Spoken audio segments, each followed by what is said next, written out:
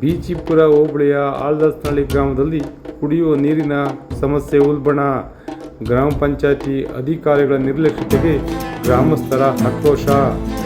ಮಳವಳ್ಳಿ ತಾಲೂಕಿನ ಬಿಜಿಪುರ ಹೋಬಳಿಯ ಆಲ್ದಾಸ್ನಹಳ್ಳಿ ಗ್ರಾಮದಲ್ಲಿ ಕಳೆದ 1 ವಾರದಿಂದ ಕುಡಿಯುವ ನೀರಿನ ಬೋರ್ವೆಲ್ ಕೆಟ್ಟು ಹೋಗಿ ಮನೆಗಳಿಗೆ ಕುಡಿಯಲು ನೀರಿಲ್ಲದೆ ಮಹಿಳೆಯರು ಜಮೀನಿಗೆ ಹೋಗಿ ನೀರು ತರುವಂತಹ ಸಂಕಷ್ಟ ಬಂದಿದೆ. ಈ ಬಗ್ಗೆ ಸ್ಥಳೀಯ ಗ್ರಾಮ ಪಂಚಾಯಿತಿ ಅಧಿಕಾರಿಗಳಿಗೆ ದೂರು ನೀಡಿದರೂ ಪ್ರಯೋಜನವಿಲ್ಲ. ವಿಡಿಯೋ ಸ್ಪಂದಿಸುತ್ತಿಲ್ಲ. 16 ಬಾರಿ ಮನವಿ ಮಾಡಿದರೂ ಬಂದು ಸರಿಪಡಿಸದೆ ನಿರ್ಲಕ್ಷ್ಯ ವಹಿಸಿದ್ದಾರೆಂದು ಗ್ರಾಮಸ್ಥರು ಆಕ್ರೋಶ ವ್ಯಕ್ತಪಡಿಸಿದ್ದಾರೆ. ಸಂಬಂಧಪಟ್ಟ ಅಧಿಕಾರಿಗಳು ಕೂಡಲೇ ಕ್ರಮ ಕೈಗೊಂಡು ಕುಡಿಯುವ ನೀರಿನ ಸಮಸ್ಯೆ ಬಗೆಹರಿಸುವಂತೆ ಗ್ರಾಮಸ್ಥರು ಆಗ್ರಹಿಸಿದ್ದಾರೆ. ಈಗಾಗಲೇ ನೀರಿಗಾಗಿ ಅಕ್ಕಪಕ್ಕದ ಜಮೀನುಗಳಿಗೆ ಹೋಗಿ ಖಾಸಗಿ ಬೋರ್ವೆಲ್ನಿಂದ ಮನೆಗೆ ನೀರು ತರಬೇಕಾಗಿದೆ.